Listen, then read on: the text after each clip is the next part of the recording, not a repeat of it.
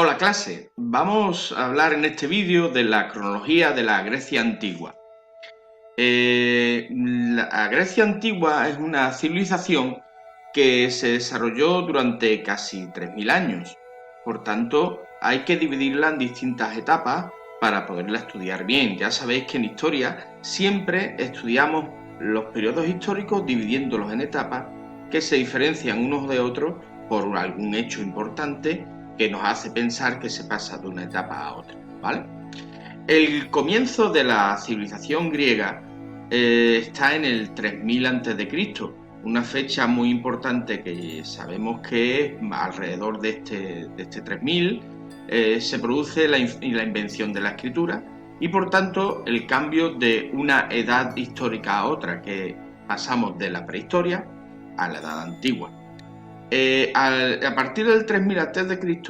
empezamos la primera fase de la historia de Grecia, que es la de las civilizaciones prehelénicas, ¿vale? En la época en la que se desarrollan en Creta la civilización minoica y en la Grecia continental la civilización micénica.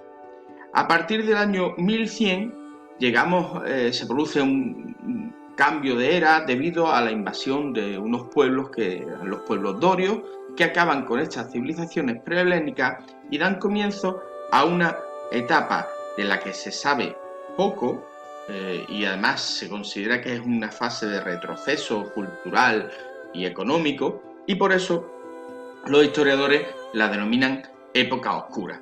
Lo que sí sabemos, por ejemplo, es que en esta etapa es cuando se desarrolló un acontecimiento muy importante conocido por las obras de Homero, que es la Guerra de Troya.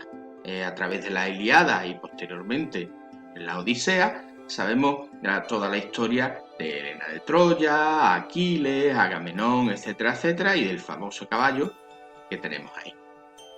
A partir del 776, que es cuando se celebran los primeros Juegos Olímpicos, os suenan, ¿verdad? Los Juegos Olímpicos, aparece la época arcaica, ¿vale? Que es la época en donde empieza a desarrollarse plenamente ya la civilización griega, como luego después veremos en su esplendor, ¿vale?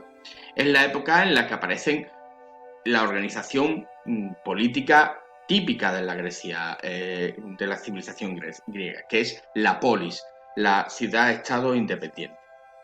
Y se produce también el fenómeno de las colonias. Es que los griegos, debido a que, bueno, pues hay un exceso de población que no, como se producen todas las migraciones, ¿no? No viven como quisieran vivir en su tierra y se marchan por el Mediterráneo fundando otras polis en otras zonas, sobre todo en el sur de la península itálica, en el otro extremo del Mediterráneo, llegan incluso aquí a la península ibérica o en la zona del Mar Negro. Con ello expanden también la cultura griega.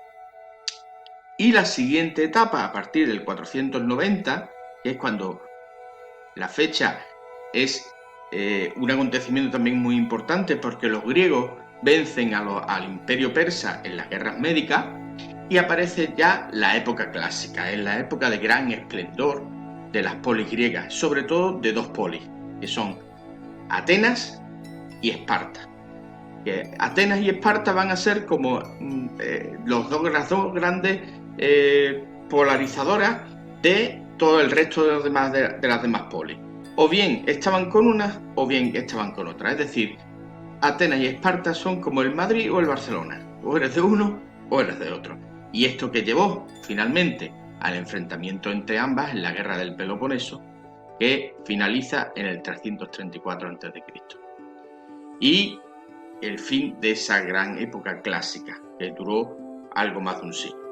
A partir de ahí, los reyes de una región al norte de Grecia, que había estado un poquito al margen, un poquito incluso hasta marginada por el resto de los griegos, que era Macedonia, con su rey Filipo II a la cabeza, conquista el resto de la Grecia continental y da lugar al inicio de la época helenística, dominada por la aparición de uno de esos personajes históricos que se dan cada cierto tiempo y que dominan una época. En este caso estamos hablando de Alejandro Magno, que partiendo desde la Grecia continental conquistará Egipto, todo el Asia Menor, extendiéndose por el resto de Asia, y que llegó hasta las fronteras de la India, donde ya lo pararon sus soldados porque ya no podían más.